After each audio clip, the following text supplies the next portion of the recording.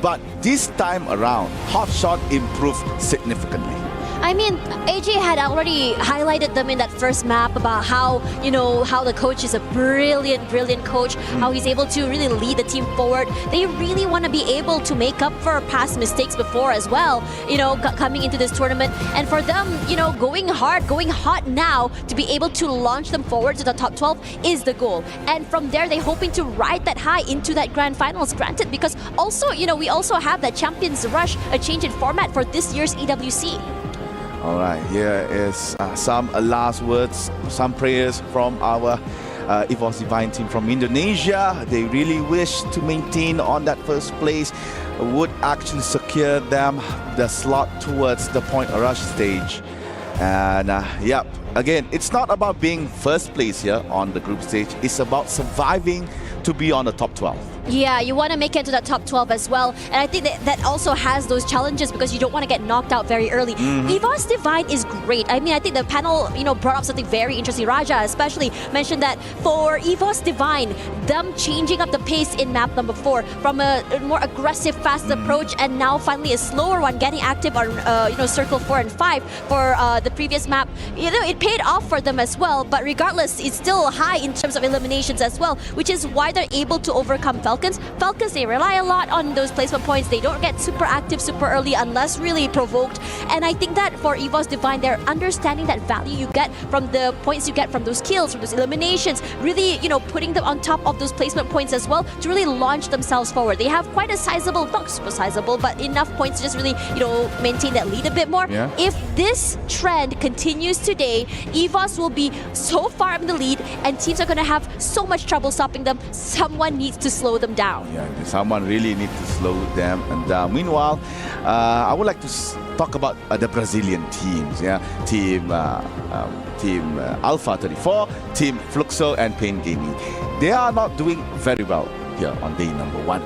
Maybe Fluxo, we could expect Fluxo is looking praise. No, they're looking great right now. They were Yeah. slower in the beginning of the day, but after that they found their momentum. It was a Rubik's Cube for them to be playing on the international stage. You're playing outside of Brazil. It's a whole different ballpark when you play with players from Southeast Asia as well. And they finally figured it out. They're looking great. Not quite there yet in terms of a booyah, but they're starting to build that momentum, and that is something super important to watch out for. Yeah, in contrast, Alpha 34 and Team Pain, they are struggling. We can see their struggles from game number 1 to game number 4, trying to fight against Team Falcons, trying to fight against Team Core Memory. Alpha could not actually get that duel against Team Hotshot. So if they could not find that particular strategy to fight against the Asian teams, Alpha 34 and Pain Gaming would have, as said by the team name, a hell of a pain time. Yeah, I mean, Pain Gaming, they did have a few, I think, neat ideas in the bag just now. I mean, they wanted to become gatekeepers, keep those teams outside of that circle itself, but what they didn't expect was that all the teams just really rallied to them. When you are cornering a beast, the beast is going to bite back. They're going to fight back. And they were expecting them, a lot of these teams to go that aggressive, and they were overcome in that particular moment, I think in the last map or so. Now, I think what's really important about Alpha 34 here is that I think Raja mentioned that for this team, they are the underdogs. They're a team that we're not expecting to be here. They were shocked to be here, in fact. And for them to get this far, I think they need to remember that they deserve to be here. Maybe it'll take some time for them to figure out the styles of play from LATAM, from Southeast Asia. But after all, if you're here at EWC, you definitely have what it takes to be at the top. So I am really excited to see what Alpha 34 can present to us as a team who are not expecting to be here on the big stage. Another thing that was not expected to be here is actually Red Hawks. We didn't see much from Red Hawks on game number 4. I think they got caught off guard way too many times, up to the point it's hard for them to actually gain points on Alpine. But still, coming into the game from Bangladesh, fighting against teams and players that have years of experience playing on an international stage, it's something that, to me, might overwhelm them in a sense, but holding their ground very well, especially on game number 1 and game number 2. Red Hawks, I could see them be in the top 12 later on in our group stage. Oh, I completely agree with you. Red Hawks look really good right now. They started off strong, I think, in day number one. I'm really hoping that they're not a day one wonder here, because that's usually the case, right? You get chalked off guard on day number one. You see all these teams really shine, then suddenly you get outstratted, outshot on day two as more teams start to get into that momentum, get into that groove as well. But Red Hawks look good. They've been, like you said, they've been able to hold their ground. But right now, the problem is whether or not they can hold on to that momentum. Because they're getting knocked, I wouldn't say they're getting knocked early. It's toward the middle of the pack. I wouldn't say it's terrible per se, but you did make a big point here. This is a team that is debuting on the international stage. This is a team that, you know, barely has played with in the international level. This must be very new to them. The different pacing, the different styles of play. Yes. They need to adapt, and so far they've been doing great at doing that. Damn shine, especially Vision.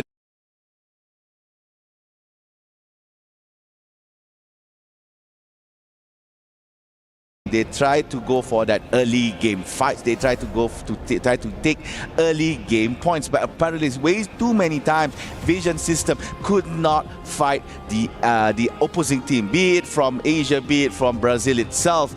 They still struggle in all 4 games. Meanwhile, for the other Thailand teams, Core Memory has shown us a few moments where they are looking very strong. But however, once the game turns or goes into a mid-game, they fall off real bad. I mean, the mid-game can be quite chaotic. It's a situation where a lot of rotations are happening. They need to be able to win these fights. But regardless out of all of that, EVOS Divine has been doing really good when it comes to their fights. You know, we saw them box into a tent, and you would have thought other teams would just collapse into them. What do? They counter back with their own blue walls, playing those micro angles, finding a nice low ground angle to just really shoot on top of the terrain as well. And then quickly the team just breaks out and just collapses. And I think it's great communication coming from this team, and they know exactly how these executions are going to go. All right, we are still getting ready into our game. Okay, what's your take for Team Vitality? Vitality? Yeah. Oh, they are after game number 4.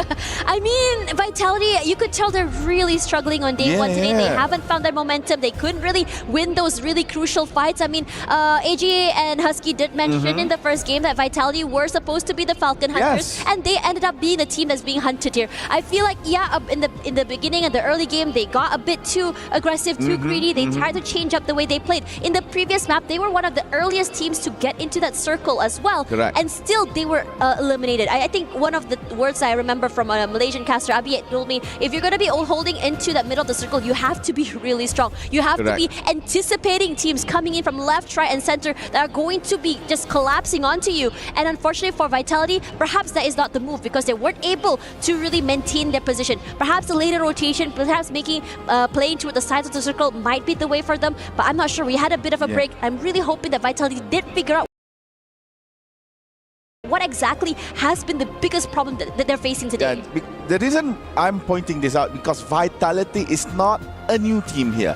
Previously, they were called Bigatron Delta, then acquired by Vitality. Now it's Vitality. This roster is a very experienced roster. They have played on international stage, on Southeast Asia's stage so many times. So every time when I see Vitality falls off, I question myself, what happened to them?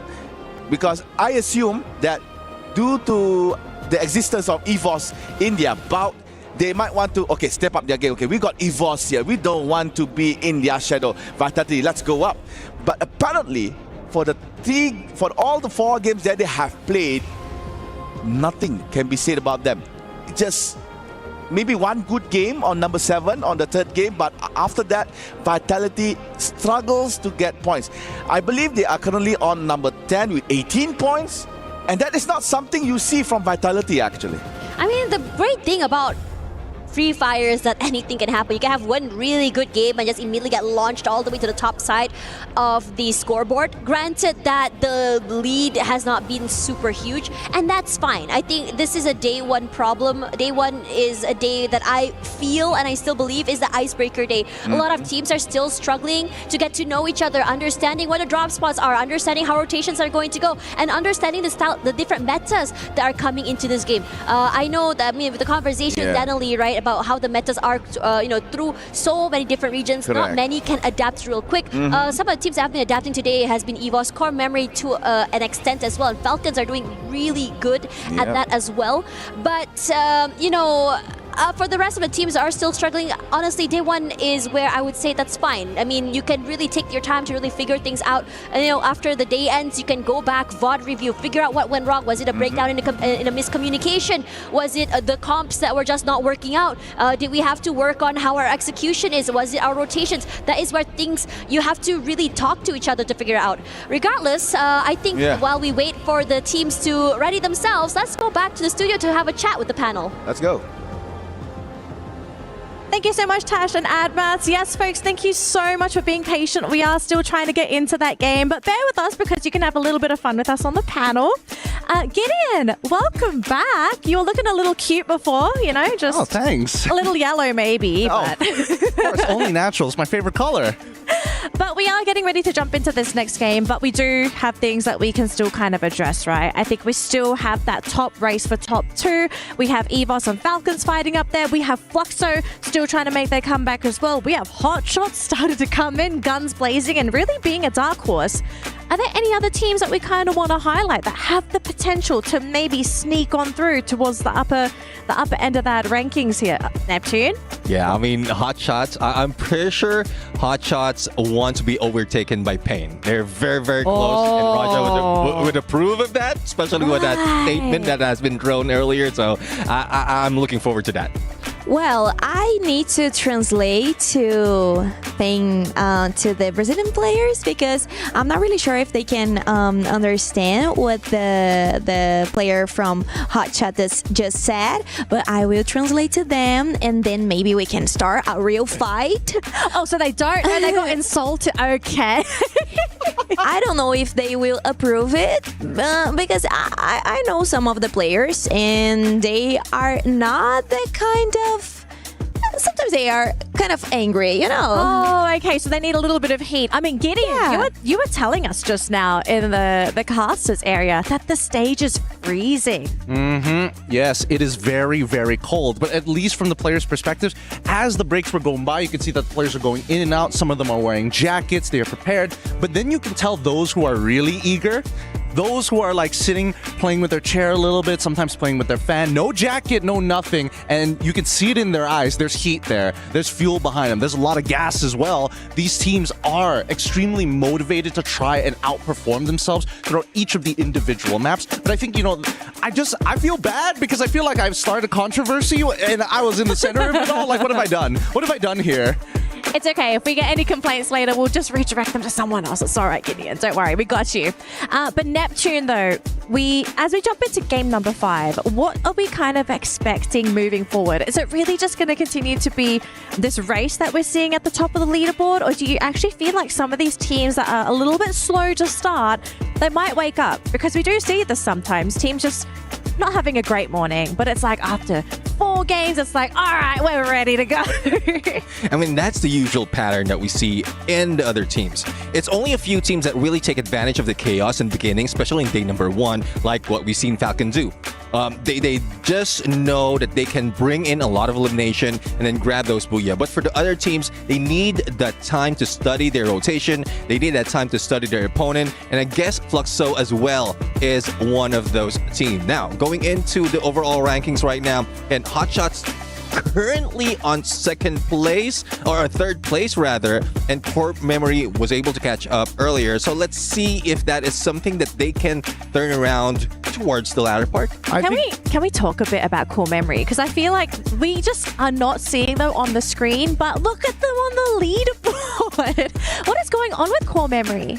I think it's because they are not being like that consistent, Sometimes they really do a great match, and sometimes they just can like clock, and so maybe it's like a hard time for them, but not that much because they can appear at the top 5, which is really cool, but we need to see if they can keep inside of the top 5.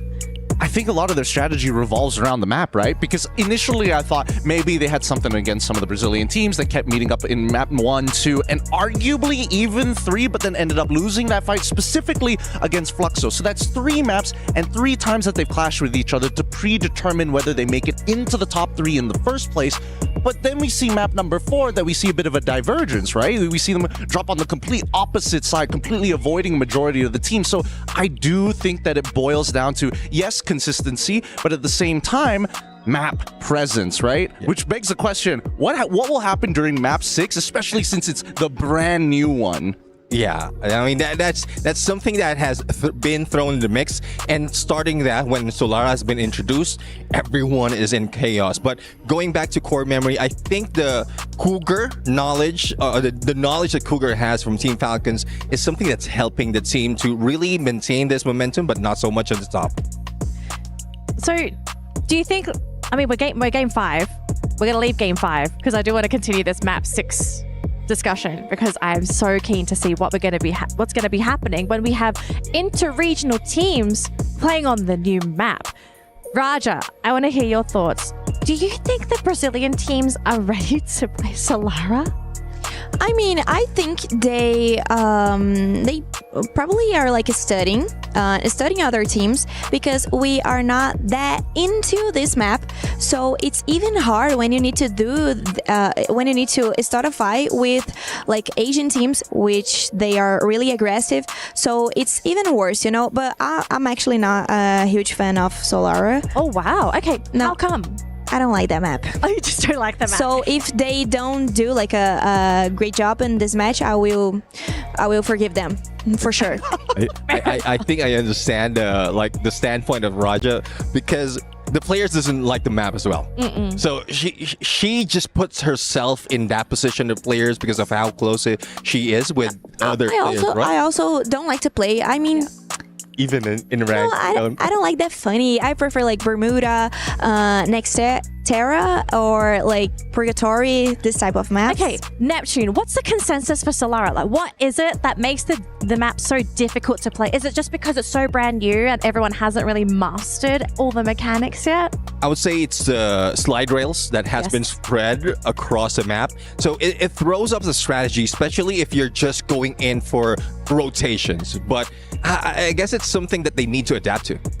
All right, well, folks, thank you so much for being patient. It looks like we are ready to jump into game number 5. I'm so sorry, Gideon. We're going to bring you back in later. But we're going to throw it over to Tash Bunny and Admat for game number 5 here at Free Fire at EWC 2025. Thanks very much, Danilee, as well as the panel. They remembered our names this time. Great. Yay. Love that for them. Now, coming into this particular map is where a lot of people are hoping for teams such as Vitality or even Fluxo to just wake up, show us what they have to offer. But for now, it's EVOS Divine in the lead. Yeah, let's get into game. It's gonna be Nextera. The only thing I like about this map is that you can jump as high as a mountain, and that will be at Grav Labs. And here you go. So game number 5, as said by Tash Bunny, it's about time for everyone to wake up. No more wallygagging, no more early morning grumpiness. It's all now right here in game number 5. Right now, currently on the knockout stage leaderboard, it is EVOS Divine Esports from Indonesia, acquiring 78 points. Would they continue their dominance here in Nextera, or will there be a new contender in that Booyah slot? Looking over at Fluxo, who's dropping at the same spot as another team over at Intellect Center. It might be super aggressive. Even Vitality is there right now. It's a 3-way hit there really quickly, as Dix will be the one to get knocked down. Gio waiting for the right time, but he decides to push forward. But unfortunately for the rest of Vitality, they are not able to hold. The first eliminations happening quickly for Fluxo, and they were very decisive about taking this fight. A very bad start here for Vitality. Koja as well is caught up by fire from Team Fluxo. So Koja has to fall back. He is retreating from Intellect Center. Now left in this compound, it's gonna be Fluxo and Core Memory. Meanwhile, we are hearing a knock by one of the players in our map. I assume that is the brawl in Grav Labs, as EVOS is interacting with Pain Gaming. Yep, I was right. So Gus manages to actually get 1 point from Team EVOS Divine. And EVOS Divine, I believe they are Knocked out very early. they're gone. Yeah, I don't see any white tigers in the map. I don't think so. This is... Yeah, they are. They were. This is unfortunate. They had really put a big target on their heads. But the fight's not over quite yet here. As Core Memory looking to get aggressive, as Fluxo as well going for that reset. Don't falls, Bobs to get that big kill onto a player there on the other side. But the rest of Fluxo not done and out quite yet. Punsin just waiting on the backline there. Gio trying to see if anyone's rotating over forward. But Don quickly brought back into this game. And the other teams are just quickly leaving away. They don't want to take these early fights and for a good cause. They are falling back, but they are falling back towards Core Memory KOG. Unless Core Memory moves, Fluxo can actually intersect with them. However, you can see that VSC Visual System SBA moving quite aggressively towards Team Fluxo, entering into Lex Center. And talking about EVOS Divine, we were talking about Booyakers backstage, and apparently that is implemented onto EVOS Divine. They had Booyah on game number 4, but they were the first to be eliminated in game number 5. So Booyah curse is real here for EVOS Divine. Now, looking back on how they play against Pain Gaming, they had that nice ground where they could play inside, but due to the fact that Grab Labs could put you off guard, especially if you jump, causes them to actually just not playing very well in that particular place. This is aggressive coming from Fluxo, rushing up forward here. They're just completely overcoming the other team here. Punsin falls, Nejad as well here. They're taking fights left, right, and center, overcoming so many other teams. Gio needs to be picked up quite yet. They're not done. The jump shots are really good, strays forward, and his teammates decides to go a bit more forward to give some space for his teammates to bring his teammate back into the game. Run, Maxi, run! You cannot fight this, you don't have any medkit. Bob's hunting towards Maxi, and Maxi goes down. And then there's only one member of the SE left. He managed to actually fall back away from Team Fluxo. And game number 5, Nextera, Fluxo is on fire. Yeah, they really needed that, just really wake themselves up. And for VSE, this is so unfortunate. They haven't had the hottest of starts. And it looks like this trend is not stopping anytime soon here. And it's looking really insane because Hot Shots, this is a great high angle they can play with as well. Korja, they have access to this crate. They can pick up whatever weapons they need. And interestingly enough, everything has started to slow down. Airdrop collected. Yeah, has to wait inside the circle to unlock the lock on that drop. Meanwhile, Hasu actually has a very good vantage point. Meanwhile, VSE has been eliminated right after EVOS Divine. So again, a very not a good day 1 here for that Latin American team. Meanwhile, Hasu has been spotted by Diamond. Nice shot with that AEC. So right now, Hot Shot, they lost that vantage point guard. Now they have to fall back, and they are falling back with the jump pad, but they will not be let go. Exposy hunt them down, pushing foot, trying to fight against action. No more glue wall as Skylar has been put down by Exposy. Diamond trying to provide them some backup here for Exposy, but Hot Shot smart enough not to directly engage on towards Team Virtus Pro. And now Virtus Pro getting towards Team Hot Shot. They're trying to go for the second floor. Diamond's on second floor, but Action and Anas now on the ground. Anas, red color as his HP transform as well as Action. Hot Shot hunted down for so long, and VP managed to only get 3. And Sergeant is still surviving. They are falling back. They want Sergeant now. Chase him down if you want, if you could. Hot Shots are now already back into the game. They had the idea, they had the high ground, they had the position. It's just that they just overstayed their wild gamer. Sergeant all alone, he's so low right now, running for his life, zigzagging forward, barely alive. Gets time to go for the reset for the time being, and he's gonna prep that nade, hoping it's actually gonna hit onto someone at all, but his teammates are not close enough to fight him. He's gonna have to go for his 1v4, and this is a great play for him to be able to isolate these fights all alone. But the amount of bodies thrown at him were just too much, and Virtus Pro finally get the last piece of that puzzle.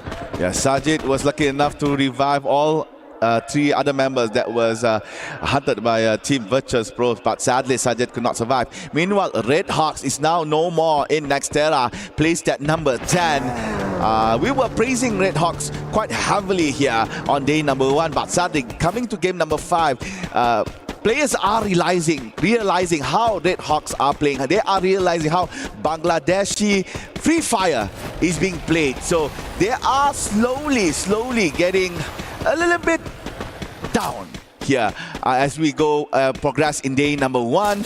And we are showing here, ladies and gentlemen, the top players here for highest damage. Rasha, the Wonder Kid, is there.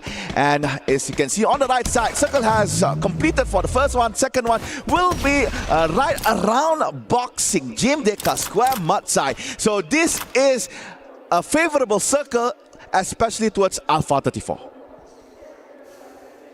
Just so many things happening. This circle is not necessarily the easiest either. It's all the way on the other side of the map. A lot of heavy rotations coming through here. The first team to really quickly get here is going to be Vitality. And I think that Vitality is looking good right now. They're taking their time. Yeah, they lost that initial fight, but they're doing well surviving. They're taking their time. They're slowing it down. And I think it's good that they're able to realize that taking these early fights is just something that's not beneficial to them. But for Core Memory, I think they had a whiff of where Vitality is. They're looking to try and find them out, but the amount of pressure coming from Vitality manages to push them away for the time being. Alright, so Core Memory trying to find a place for them to camp it out. As you can see from the minimap, Team Alpha 34 has put a bounty on towards Team Vitality. Meanwhile, AGAL Barros was caught by Pain Gaming. Motavea got that point kill for the Brazilian team. And AGAL, you can see only Dew is left here, and Dew is being chased by Gus. Gus has an SVD. Dew really needs to find space, to find time to revive the other members, but Pain Gaming is not letting it go. They are pushing forward. I can hear the Ferrari, the fast car coming in. Peter trying to find Dew inside Gravla, but Dew is way ahead away from Team Pain Gaming. If you hear that car, what are you going to do? You're going to skedaddle away, obviously. That's a terrifying sound. Pain Gaming, this is great for them as well. I think they had a pretty rough start today. They weren't able to find the momentum. They weren't winning those really crucial fights. But now they are the ones currently on top. They're looking hot right now. They're not looking to really take these fights. They are really testing the waters on how far they can chase, but they're not really looking to pursue. You go into a compound, they're saying, okay, the lack of information means that we don't push into the compound. We don't want to engage into a CQC and isolated fights, which means that we can stay intact as a 4 all the way till the end. But now for Falcons here, they have 5 eliminations already. A bit more of a quieter game, but I think throughout the entirety of the day, we have already come to a conclusion that Falcons love to get more of those placement points and survivability compared to these early fights. And I think this pacing still suits them, as expected. Yeah. This is the way the Thailand team plays, actually. There's that early game slow pace, then gradually it becomes faster and faster.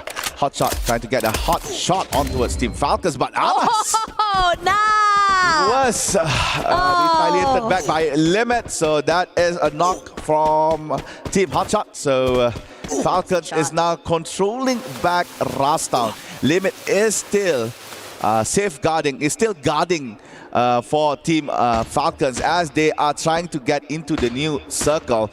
And Hotshot made the right decision not to continue to suppress fire, fall back, find another way to get into the zone. Yeah, but Falcon suspects that they might be around, so they're lingering a bit longer here, forcing for Hotshots to go for a longer rotation. They cross, they might be spotted out by Kiroro, even Virtus Pro. They might be in trouble. And speaking of trouble, Chinoy knocked them already so quickly. Looks though they're looking hot right now. Big opening onto Chinoy. They want to look and just try chase for the rest, but they haven't found anything quite yet. But it should be easy access to the circle for them. You want to know something interesting? Yeah. We have played for 5 games, and in all 5 games, Fluxo always interacted with AGAL. The first 2 games, Fluxo didn't win. But the previous game number 4 and 5, right now, it looks like they are winning very well. Game 3, 4 and 5. So we can say that Fluxo finally knows how to take down AGAL. Took some time. Yeah. Need a few maps to really figure things out here. And Diamond is just unrelenting. It's putting a lot of pressure to the other members of Hotshots. And I have to say, this team has been quite unlucky this map. You manage to get into the circle, you run into another area of a hold, You try to rotate to another area, you run into another team. And I would really like to see them take this fight. I know they are a little bit more on the back foot when it comes to these aggressions, but I want them to really challenge these teams. Don't let them bully them away. And I think for AGAL here, nice shot into a player of Fluxo, but not really enough to really just take out the whole team. So AGAL managed to actually get a small revenge onto Team Fluxo, but Gio can simply be revived soon for as long as Team Fluxo managed to find a vending machine. As the circle closes, teams and players are coming into the new zone. The ones that is still outside is, as you can see, Fluxo. That's still AGAL, Team Hotshot, and also Pain Gaming. But I'm not so sure about Hotshot. They're not looking very hot here, as they are being safe, being gatekept by Team Virtus Pro. This is nice, honestly, because Virtus Pro is using this compound like a little shield and also a safe house, keeping the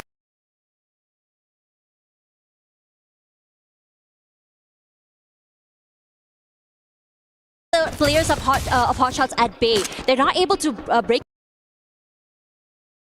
inside, and even then, the rest of Virtus Pro don't want to take this fight. It's a bit too early for them. They don't want to go for a 4v4. They want to go for these long-range fights, these pickoffs, and that's why they're looking to just go further into the circle, put a lot of space between them and Hotshots.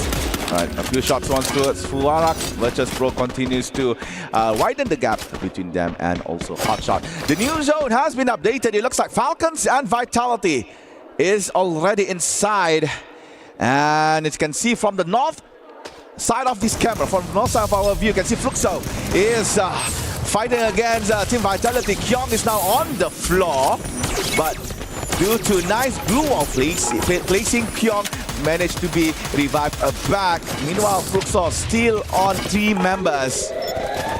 Up to go for the first floor, maybe not disturbing Vitality on top. Wait for the next zone to close out. Just biding their time here. They're boxed in.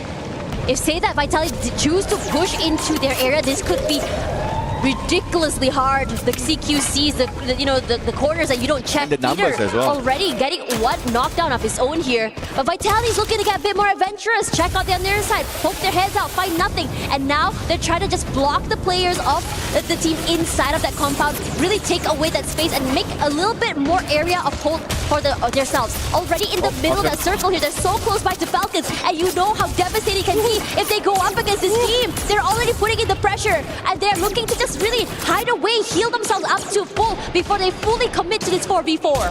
Vitality is not in a good spot, actually. A lot of wide openings in the compound that they are having in.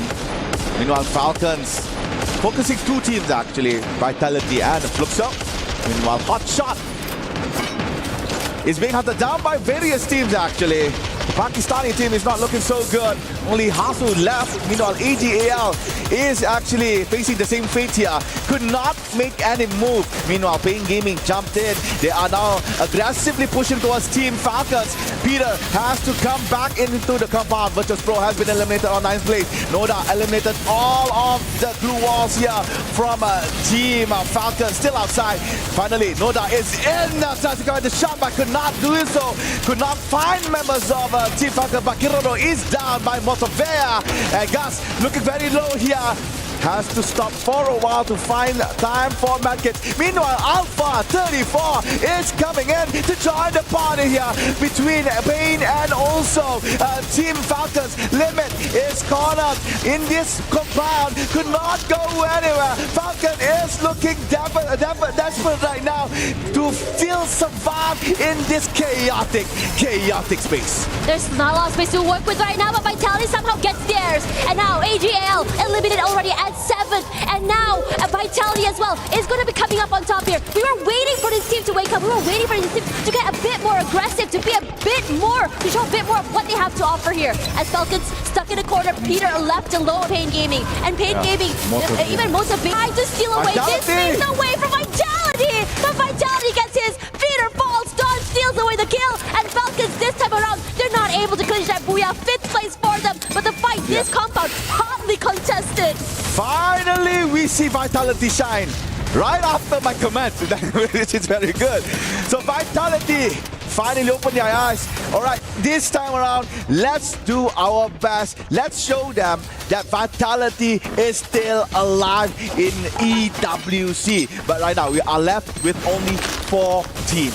Core Memory KOG guarding outside the vicinity of Vitality, but at the same time, being careful of Team Fluxo, which is right behind that white bus. Core Memory trying to widen their position. Meanwhile, Vitality still waiting for that moment to come up from their compound, waiting outside for Memory and also Fluxo. Meanwhile, Motovea for Pain Gaming is just watching all of this happening slowly. So good that Core Memory is, managed to actually widen They're very plane of proactive. view so they could catch anyone that is coming outside. Yeah, Core Memory is doing great. They're out there in the open, gives them a lot more space to work with as well. But they're looking at challenge. They want these points because the players of Vitality cannot move. They have the glue walls, they have the space. But Don has other things in mind. He's trying to be very sneaky right now. He shows himself out there. He throws in the nade. It hits two. Motovea falls. Koja's looking great right now. But Don's been spotted. He's all alone. But somehow his movements are just too much to deal with. And now Core Memory looking to chop them down. No, they're falling because Vitality is looking to change trajectory. Fluxo falls. Vice putting in all that pressure onto Bunsen. And Bunsen gets taken away. Fluxo with only one player left. Oh, Koja is now down. Vitality bringing the pride of Indonesia. Pushing towards Team Core Memory KOG. Zed gets by, but Dix goes down to Prox. Oh no! Core Memory Zed is now on the floor. Holds the line denied by Koja. Now Koja has time to revive both Dix and Far East. It's gonna be 3v1. Will it be Fluxo for the 1v3 clash, or will it be Vitality redemption arc after 4 devastating games? Right now pushing forward towards Prox. Prox is now fighting against Diva. Koja from behind, and they got Prox. Booyah for Vitality! After so many rounds, they struggled. They weren't able to find the answer. But on Nextera, this is their map. They were on the back, but they didn't have a lot of space to work with at all. And somehow managing the game sense just so good, so aware that there's going to be someone that Dawn hanging out from right across the field, playing CQC as well. A team like Fluxo was waiting from on the other end of the map, was completely punished from the map as well. They were already marking how they were going to leave that compound and aggress, and it just shows in how they played that last circle. We were talking about how Vitality had a very bad start on day number 1. 4 games.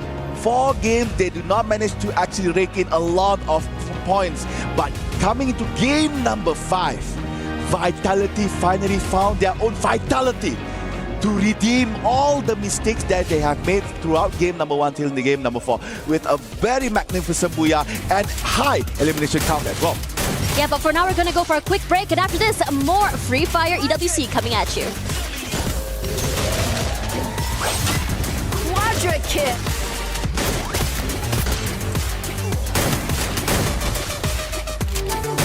Triple kill.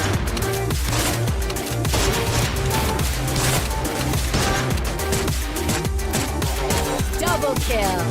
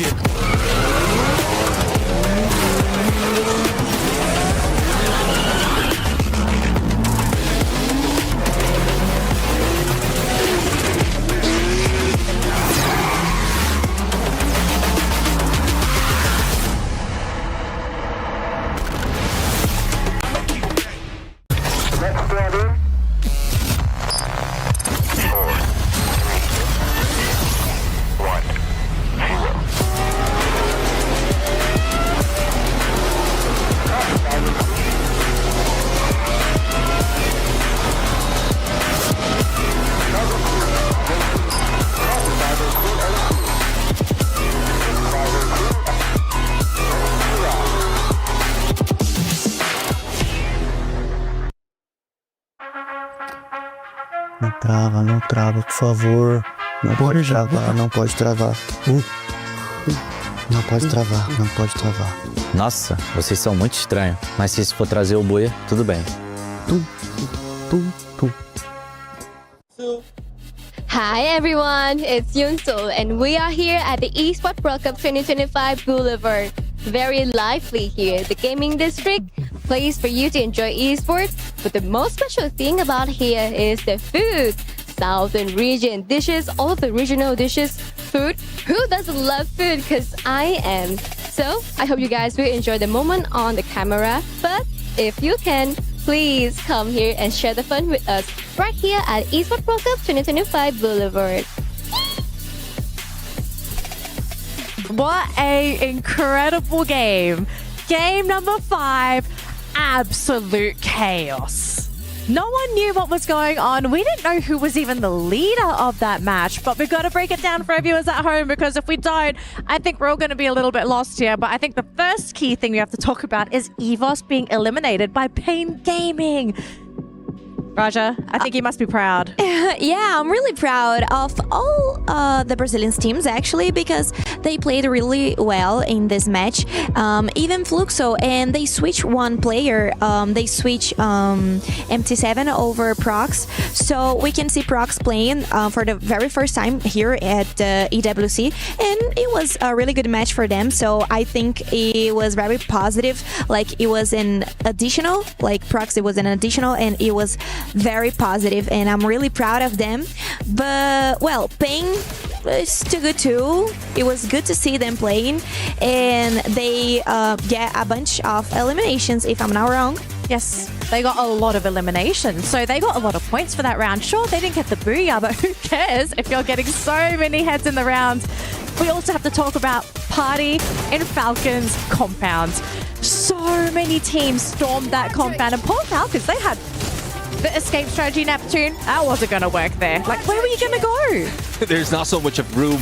Even Peter was left in the corner, like not breathing at all. Trying to survive. He's solo. Everyone just roaming around, shooting each other, and then finally being caught out. And yeah, there's not so much of exit strategy, and that's what happened if they loses out in the latter part. And also, this is the map we're in. Towards the latter part, there's still 9 teams remaining. Yep. So that's a lot to deal with. That I don't think anyone would be able to survive if you're losing out in one. I think it all started from like ring 4 to 5, right? I think that's where we see the hard predictions really come to life, and Falcons were like, yes, we got it correct. And on the opposite end, we see just Vitality. We see Hotshot like, dude, we literally ran halfway across the map to make this, to win out on a 50-50. We didn't win out on that 50-50, but Falcons end up taking a majority of the karmic damage the universe somehow gives back to us. I think it must have been like cumulative for all of today, because, you know, Falcons have been causing a lot of teams issues. It's not just one, it's everybody, especially with the number of points that they picked up. But we're not done here, folks. We've got one more map to go, and it's going to be a bit of a chaotic one because it's the newest map for Free Fire. It is Solara, and we kind of did talk about this before Nextera, right?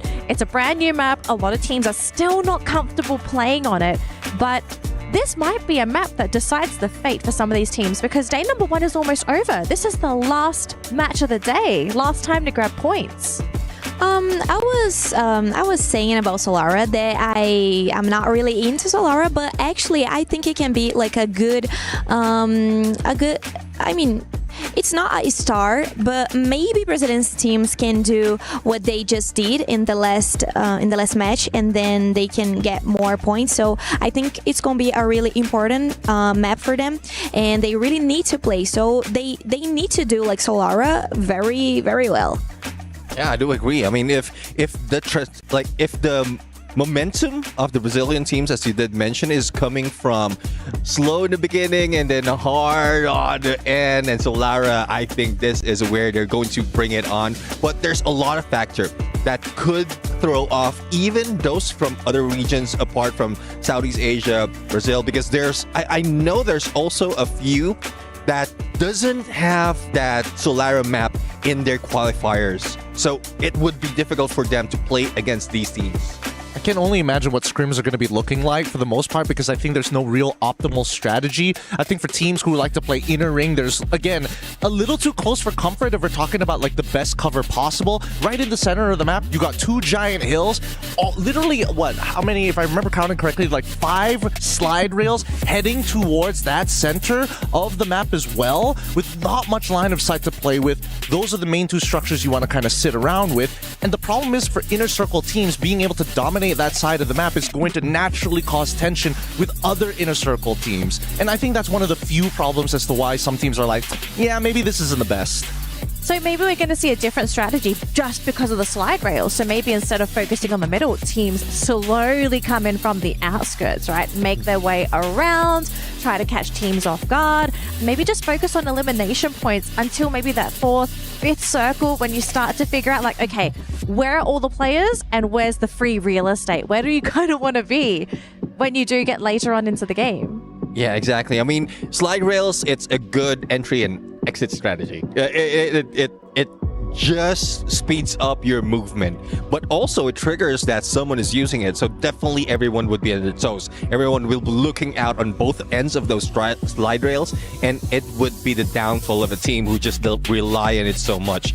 And we'll have to see, because as you did mention, there's still a lot of compound. Inner circle teams might be targeted, especially the TV tower, who's part of that, dead smack in the middle. So if everyone aims for that height advantage, TV tower has it. But there's also a huge risk that you'll be losing out. I mean, let's also look at some of the teams that like naturally have played in really powerful positions across other maps. RRQ being one of them. Hey, if it's Kalahari, you know exactly where they're going to be. And I think even for some of the Brazilian teams, right, there are power positions on the other classic maps where you always see them go to. But then when you cut to Solara, it's just, hey, if you control that, all the other teams are going to get punished, but winning it is such a problem. But then again, I just remembered, Booyah was taken by Team Vitality. And from Southeast Asia, they have been, or they crowned themselves, they dubbed themselves as the Kings of Solara. So, Vitality. Yes. So it seems like we might be seeing a back-to-back Booyah, well, unless someone denies them of that. Okay, so I want to hear more about the Kings of Solara statement here for Vitality. Why are they calling themselves that? Well, from Southeast Asia Spring, they were able to get multiple Booyahs. They're topping the board in terms of elimination. And it's because of all the chaos.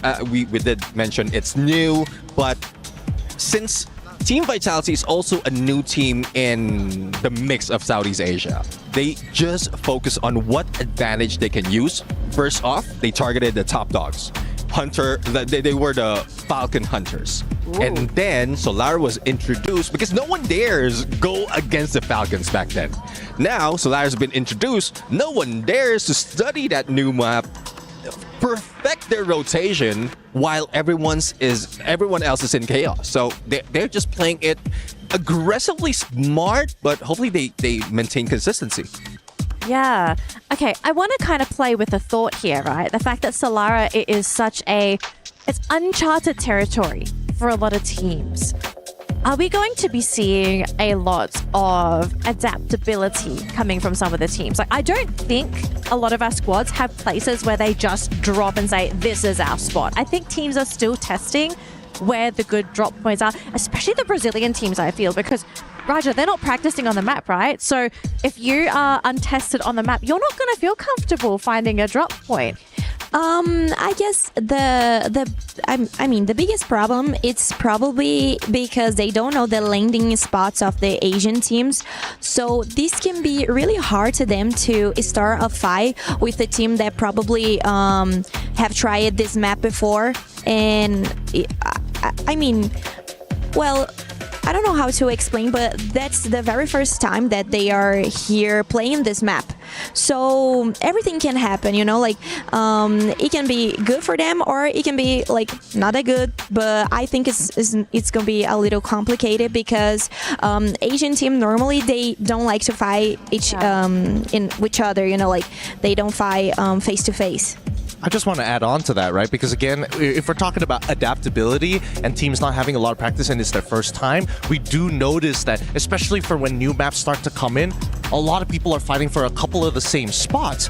But I think that Solara is really unique in a sense where there are some hot places to drop. However, if there's too many teams, at least for some of the other maps, you can kind of divert off to find, you know, out maybe not the best of the best loot, but enough to keep yourself equipped. That's not the case for Solara. It's pretty wide open and it's scarce enough where you can equip yourself with at least tier 1s, but you're never going to compete with some of the hotspot droppers within the map itself, meaning that fights are going to either A, two teams are going to battle it out, everybody else walks away, or B, everybody else who are just looking for eliminations with tier 1 loot is just going to go for each other's throats as soon as possible. Yeah, I guess what Solara has to offer is similar to what we've seen in Nextera. Yes. In between the major buildings, there are a few compounds like that you can take.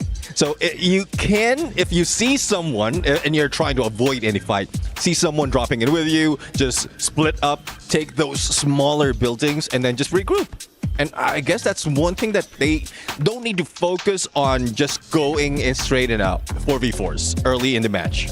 Yeah, and I guess I think we're going to be seeing a new meta develop for Solara. I don't know if you all agree or disagree, so feel free to share your thoughts, but I kind of feel the fact that we have this inter-regional tournament happening and we're playing on a brand new map. I think the different mindsets that captains have for their teams, I kind of feel like we might develop the Solara meta here at EWC. So we'll have to see what happens, folks. But we have just been informed we are ready for game number 6, Solara, our closing map of the day. Going to throw it over to Tash Bunny and Admath. Take it away for game number 6. Last map, last game for day number 1 here for Free Fire at EWC 2025. It's gonna be the newest map, newest addition towards Free Fire. So Lara, everybody it's gonna be Tony Hawk's here, as we are gonna see players on that slide rails trying to either exit or enter from the enemy team. Let's see who will be crowned the last booyah of the day. And if you guys want to know, from game number 1 till game number 5, all 5 games are booyahd by Southeast Asian teams. Super exciting to see how they're really, setting the momentum today here. Would love to see Brazil just really rally back, especially since, according to the panel, Solara is what Vitality claims to be the kings of Solara here in Southeast Asia. They are the pioneer, apparently, and they have really perfected how their rotations are going to be. And I would say that this is quite a hard rotation to play with, as Gideon mentioned, because of the rails that came through, right? You can Tony Hawk your way through. It's really quick on the rotations. You're definitely going to be caught off guard, especially on how fast you can move throughout those rails. Right. Now, players are having their places, having their drop spot one by one. Yep, as you can see, Dix being the skater boy right now here, I say by Ever Living. Also drop, get some mushroom, get some EP in. And there you go, the first circle. As you can see, it's favoring towards Funfair as its midpoint. And not much can be said right here. I can see that Red Hawk is actually fighting against one player from Alpha 34. Other than that, no other team is intersecting one another. And it looks like Red Hawks managed to actually take down that player from Alpha 34. And yep, that is the only thing that we could see in this early stage of the game. I mean, there's a lot more I can see right now in terms of draw spots, how everyone is just so kind of hunkered down in their areas. We're not really seeing these early fights like we did in the previous match. We usually see maybe 2-3 different teams dropping in the same spots right now, but everyone's being very, very cautious. Archway, interestingly enough, I think Vitality were the first team to drop there. They're so comfortable to take up this early mid-side area of the map, and now we did see those really early pickoffs. They're already back into this game. In terms of rotations as well, I think the only team that's really getting a bit more active around the map right now is slowly going to be Vitality. But for the rest, I think everyone just wants to see the circle shift before they fully commit into moving around the area. All right, we are expecting the game to be a little bit later. Here is the replay on how Liu soloing himself. He managed to get to Tush, but sadly, it's a 3v1 with only a double vector in hand. It's quite hard for a player to do a magnificent clutch. But that is the only fight that we are seeing as of right now. We're looking at Vision System, PSPA, using the jump pad, closing in towards, I believe it was Team Falcon at Riders Club. Yep, Chicks has a car 98, but car level 3 is still fine. You could still get damage in, but still not enough to be a fearful weapon to be used. So with Team Falcon exiting Riders Club, nothing can be done here for Vision System. They're a little bit too late. Peter, ooh, nice shot to the face here. Noda X quickly taking him down. Gus steals him away. Falcon's down the back foot. shouldn't be too long to bring his teammate back into the game here. But if anything, this team should be very happy to steal away one of the Falcons. They want to really stop the aggression, the momentum coming in. And for Pain, I think they've been doing such a great job today in terms of aggression, in terms of taking fights. In fact, they are the type of team who would really chase you to the ends of the earth if they really want your fourth. So be careful of this team. Airdrop is nearby to Team Alpha 34. And they are not looking to take it just yet. Meanwhile, Red Hawks has entered Delta Isle one by one. Delta Isle is actually occupied by Team Alpha 34. You can see R7 is spotted by Flicker. Tries to go with the M24 shot, but was blocked by a glue wall. Meanwhile, Funfair, the brightest and funnest place to be in. Solana is now being occupied by both Hotshot and also Core Memory KOG. Shots has been fired by the Pakistani team. Meanwhile, Core Memory is trying to spot where are the shots coming from. A little hard to say. I mean, there's a lot of things happening right now, including Linz managing to steal away a kill very early here. Again, these are not really full-on fights. Okay, hold that thought. This is going to be almost one of that. R7 brought back into the game here. Again, not really full-on fights. They're not really going on a 4v4. If anyone, everyone's just trying to reposition themselves there. That's a very, very ballsy move. Kutush left alone here. It's best just really, you know, cut your losses, try and bring your team back into the game. Alright, Nejat is the only member left here for Team Red Hawks, and apparently Linz could not get that final kill in. So there is actually one or maybe two eliminations here for Team Red Hawks. And Nejat really needs to run. Run, Nejat, run, as said by Forrest Gump. But in Free Fire. Meanwhile, Liu finally spots Nejat wide open. Only a glue wall here. Not so sure how many glue walls Nejat had.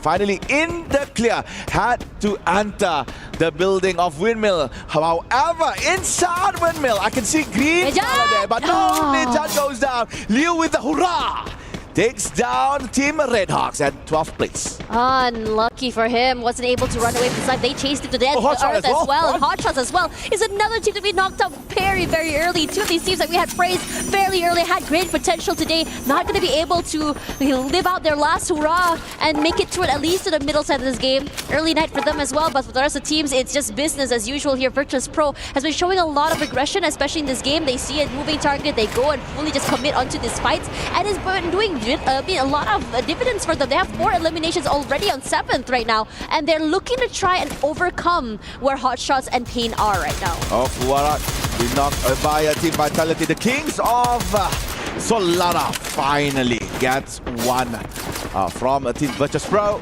Virtus Pro, meanwhile, is trying to go to a different position. On the other side of the map, the hub. You can see Pain Gaming facing off against Evolve Divine. 2 members of Team Pain is now no more. Milan Aimgod could still be saved here. So Indonesia versus Brazil. Gus and Motovia has a lot of work needs to be done. And it looks like Gus managed to find space to go and fall back. Trying to be the anchor here for Pain Gaming. Meanwhile, Motovia left alone, guarding Team Evolve, not allowing them to actually move out of their position. Rasha, that was knocked, finally has been revived back. Motovia got space, and this is the time for him to actually fall back, save more time and more survivability here for Team Pain Gaming. It's just making it so hard for the team to really just bring themselves back online. This off angle is just ridiculous. He's fighting so many of them. I'm not too sure if Evos had actually marked him quite yet. I think they do. He has a nice angle to just go for these long-range pickups. But for the rest of Evos, they're looking to collapse, not allowing these isolated 1v1s. Aimgod with the rush forward here, looking to play that first contact. And Motovia quick to move away. He's so low right now, but I don't think that Evos wants to push this issue. Meanwhile, Gus trying to give space here for Motovia. No, that is incredible. For Gus, but Aimgod just pushes it in, and there you go, Gus gone. Meanwhile, Peter tries to go for his body back again, spotted by Russia, but apparently does not have the right angle to get that final shot onto Peter. So Peter Pain Gaming falling back, sliding towards the bottom. Seeing spotted, Aimgod tries to aim, but his aim is not godlike here. So Peter survives and has to find a way to pick up Gus and Noda. I mean, to be fair, EVOS did quite well, just really make sure they can survive, and it's a very aggressive play. You send Rush out super early. They were not expecting them to go super quickly and take these fights. And for now, EVOS are not done quite yet, because you have another team here. It's going to be Vision System, who's rushing forward to take this fight. And I think that EVOS, they love aggression, they love chaos. They put in a lot of damage to one member of VSE. Souza forced to just really take this time to just go for that reset. Blue wall set up, space given. Dota trying to his hardest to go a bit more aggressive, but he's gone and bit too much more than he can chew. The damage is done. Maxi tries to rally, but he's so isolated away from his teammates. The rest of EVOS are able to just play tag team with one another here. Kochil low, but his teammate is okay to rush up forward. Go a bit more aggressive. Aim gone for one. Russia finds one more, but Kochil as well will be traded. But still, EVOS here will be the one to be victorious in this skirmish. All right, only one player left here for Team Vision System SPA. The Latam team is not doing well against EVOS Divine, and EVOS Divine, quite a hefty elimination right here after 9 minutes of the game. Final against Team Pain Gaming, and right after that Vision SPA, they managed to rack in 6 points as of right now. Meanwhile, EGAL again interacting with Fluxo for the 6th time in a row.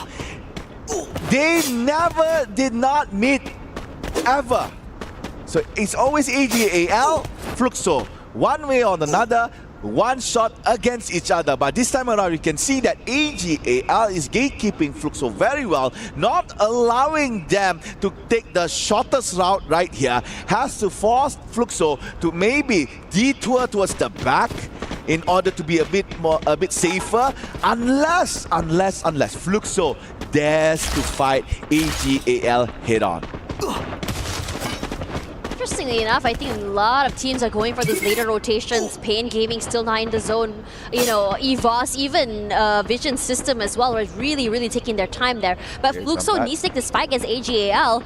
It's not going to be the easiest way to get into this circle as well, because you do have this team waiting in the compound. You have to flush them out. Bob's the first contact play. They were waiting for it, but they were so quick to set up those blue walls. Gives them a bit of space to reposition. But Chino and Dew, they bring devastation, and Fluxo cannot hold on. One by one, they fall. Double kill for Dew, and the rest of Fluxo are just running away for their lives. But these shots from Chino today have been incredible. What a major mistake. What a bad decision, I could say, done by Fluxo. As I said, they could actually just rotate towards the back, avoid EGAL. They had the mini jump pad. They can just mini jump pad away from the Thailand team. But nah, they wanted to fight. They wanted to try. Maybe it's because it's the last game of the day. I'm like, okay, why not? We try one last time. Maybe we can get points. But nah, EGAL was like, yeah, give it on. Give more, boys, more. Yeah, 4 free points towards EGAL. And that is that. Now, we're looking at EVOS Divine and Core Memory, KOG. EVOS now on fire. Might not know that Core Memory is camping here. Has to rotate towards the side from outside, but they have spotted Vision System. 10 points difference between Falcons and EVOS, and they're really trying to make up for lost time and points as well here. But we look up toward AGAL, who has their sights onto the other members of the team for Alpha 34. Tries to put the shots, a bit more pressure onto them as well, but you can tell that for Alpha 34 is super wary right now. Yep, hit some chip damage onto WMU, but not enough to take him down. So making sure they don't stay around alone is going to be key here, as the other members of AGL look to play a little bit more aggressive. Shinoi, I would say the Slayer for today, is doing incredible. He's putting in the pressure. Saifa rushes forward, but he has enough guard that he can chew. R7 eliminates him promptly, and the rest of the team now scratching their heads. What do we do? Our first contact is fallen. Are we going to back off, or are we going to press the issue? EGAL challenging yet another Brazilian team. However, they have lost Saifa, and oh, Chinoy tries to go for the smart glue wall on the slide bar, but sadly Chinoy is not up on the balcony in front of members of Team Alpha 34. However, Liu and Luan goes down. R7 is doing as much as he can, but it looks like AGAL maintains dominance in the compound. R7 has to fall back. However, Barros was hunted down. Nice shotgun by See R7 and R7 again with the shotgun, with the clutch. Dew is not there. R7 managed to get Luan in the same process. Now Dew with the grenade, will it enter? However, Falcon is coming. They are coming. The Green Falcons is gonna go for the party. Now Dew all alone, facing Falcons, facing Alpha 34. And Dew finally found a whole bar and a car as well. Peter and On Fire was hit by the car. And Dew finally has been gone down. Well, he's 9 holders alive. And AGAL is now no more. And Falcons leaving at Peter. Red color on the bar. Being hunted down now by Pain Gaming. Third party, the name of the game. And Falcons are doing it so perfectly, but Limit falls. They're not done quite yet because Pain Gaming is looking to put their hands into the cookie jar. But both of Vea and Luan get one each here. And Falcons cannot hold. With only one player left alive. No space to work with. On Fire here all alone. Not enough space. Taking a lot of damage from those ice nades as well. Looks to reposition. He pressures an area. Looks to push up forward. Trying to break this blue walls as well. But if you break it, yeah, sure, you're out here in the open with so many teams on the outside. It's a very, very ballsy play. And he tries to make it work. Nice shifts, nice movement as well from both these teams. It's just a game of ring around the rosy here. On Fire, Luan wins this. There's going to be Pain Gaming waiting for them on the bottom side. Both players forced to hit that pause button. And also Vitality wants a piece of the pie. Alright, the king of Solara is now here. Let's see whether or not Vitality lives up to that title. Pain Gaming patiently waiting on the first floor while Vitality decimating Team Virtus Pro. Core Memory once have been eliminated on the 6th plane. EVOS on 7. Virtus Pro as well on the 5th. Now we are left with only 3. We have Alpha 34, Vitality and Pain Gaming. 2 Brazil, 1 Indonesia. Will we have another Southeast Asia Booyah as the closer? Or will finally we have Brazil slotting in on first day as one of the teams that gets the Booyah? Let's just see. Vitality waiting on top. Alpha 34, only 1 lone survivor left. And Pain Gaming has a lot of resources to play with. Interesting enough, because the circle is shifting over to their side, every single team needs to be able to win this fight in this compound. If you walk outside there in the open, you are basically dead because there's no cover. There's nothing to work with as well. And Vitality looking to just overthrow these 2 teams inside of the compound. The nades will be cooked, throws down, finds nothing. It does break the glue wall, but it doesn't really hit that mark. What Sofia does eventually find one. Luan walks straight into his trap, and the rest of Vitality look to collapse. Jump, falls, jump shots all about. Peter is doing well to manage this aggression, but Jinx is going to find a kill of his own. Good trades all around for both of these teams here, and everyone is chaotic, and not a single player able to play with each other, isolated as well from the windows, from the blue walls. Every single corner is managed as well, and Peter, the gatekeeper of the outside of the compound, gets won so many eliminations, and a booyah happened right out of the blue here. The king has been dethroned. We have the new king for Solana here at EWC 2025. Booyah for Pain Gaming. After 5 games in a row dominated from Southeast Asia, we see the fangs rise here by the Brazilian team. And I think it's really incredible to see that it could have been anyone's game. That compound was so hotly contested because everyone was stuck into it. Everyone had to take this fight in order to rotate to the right. But Pain Gaming, knowing how much value, how much advantage you can have by having a lot of control of the outside of the compound. When a lot of utility is thrown inside, they run for their lives, and all they have to do is wait for these players to walk outside with their shotguns with open arms. You could see how patient Pain Gaming was, holding the first floor, not allowing anyone to come by because everybody was jumping in towards the second floor because they know, okay, we have seen players on the first floor. Why not we just go on the second? Maybe we have a chance. And that is what Pain Gaming has done. They funnel everyone towards the second floor, leaving them a lot of space on the first floor. Nobody wants to be outside because that's the only compound in that zone. And patiently waiting, patiently decide whether or not should they engage. Now, they stayed. Hearing shots from above, they don't care for as long as they are the final few teams left. That's when they shine. Once Luan stepped on Motovia's landmine, that is it. And Pain Gaming closing the game very well. Vitality could not control them. Vitality was like, huh? Well, then Pain Gaming, many people, what? Yeah, I think what's really great about Vitality, honestly, is the fact that they were able to survive for quite some time here. But the problem was they were just completely overcome. You saw how when Vitality came, a lot of teams were already anticipating their move. They were already anticipating for them to just, to receive them. And for now, let's talk a little bit more with an interview there over the stage. I wonder if it's going to be Carol. So let's see. Let's go, interview. Welcome to Amazon post-interview show. And wow, what a great match. What a great matches today we have watched from Evil's Esports. Congratulations, Guy. And we have here one of the players for Evil's Russia. Congratulations on today's matches. And we want to know, you were waiting for 1 year to compete on the stage because of the age regulation, of course. And now you managed to compete on the world stage in AWC 2025. How do you feel right now? Jadi tentunya di sini congratulations atau selamat buat tadi di map terakhir, dan tentunya di sini Rasya sudah menunggu kurang lebih dari 1 tahun lebih ya, karena adanya batasan umur tentunya di WC. Tapi sekarang Rasya sudah di sini gitu. Bagaimana perasaannya? Menurutku sangat senang karena ini pertama kali dan ya hasilnya lumayan, alhamdulillah hasilnya lumayan bagus untukku, dan mungkin kedepannya aku bakal nyoba lebih improve. Of course, I'm very happy, and alhamdulillah, I think we have a good result for now. But of course, we are trying to be the champion, and we're just trying our best tomorrow as well. Well said, thank you. So you overtook Team Falcons but got eliminated early in Game 5. What happened? Jadi tadi di game sebelumnya, di map sebelumnya berhasil mendapatkan buyah ya. Tapi habis itu di map selanjutnya lagi langsung early eliminated gitu, dan Falcons kembali meretake.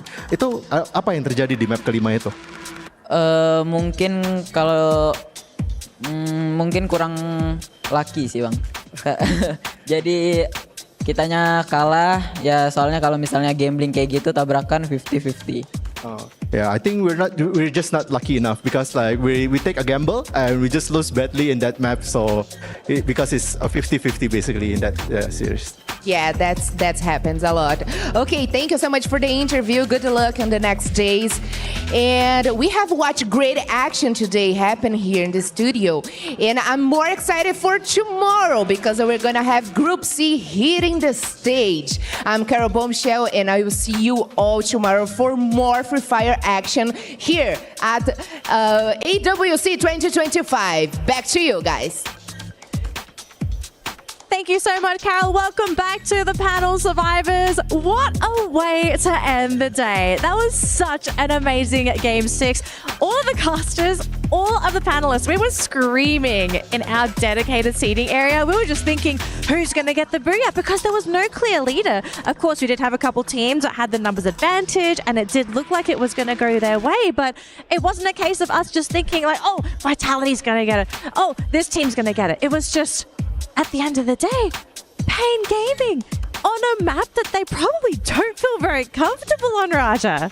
Well, right now I think they feel really comfortable. Oh, yeah. And they did an amazing job. I'm really proud of them. And I mean, it was a good map for them. And I could see like all the players like having like synergy, like playing together. They look really comfortable, and they did an amazing job. And we could see too Alpha 34. And so it was a good map for some of the Brazilian teams, but not for all of them. Unfortunately, Fluxo wasn't doing a good job. Maybe they ran map. out of energy, right? Like Fluxo looked really good towards the middle section of the day, right? Like a little slow for the first couple games. Then Fluxo was kind of winding up, starting to feel good, but then we come to the last map and did they just run out of juice, do you think? I don't know what's going on. I think it's something about the adaptation because they switched the players. So I think probably someone was like ruin the game. I don't know what's going on. I will check this for us, and I will bring this information tomorrow. Here's my prediction. I think that, especially for Fluxo, especially when we're talking about their IGL, they like the structure of the game to be very within the boundaries, right? We don't want to just leave it up to chance. And a lot of these situations that we do end up finding ourselves on this brand new map is very, some may call it a little unorthodox, right? Especially those final game rings as well.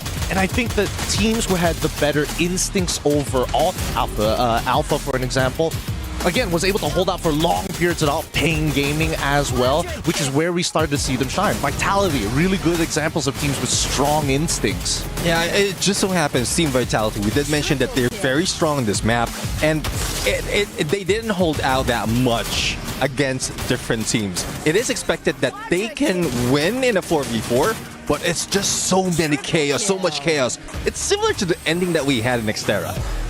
Even for Team Falcons, one guy remaining, and he was just stuck in the corner. So it's just a repeat. It just so happened that Team Vitality and Pain Gaming was the few teams remaining, and Pain Gaming just did it smart. Waited for them for the outside and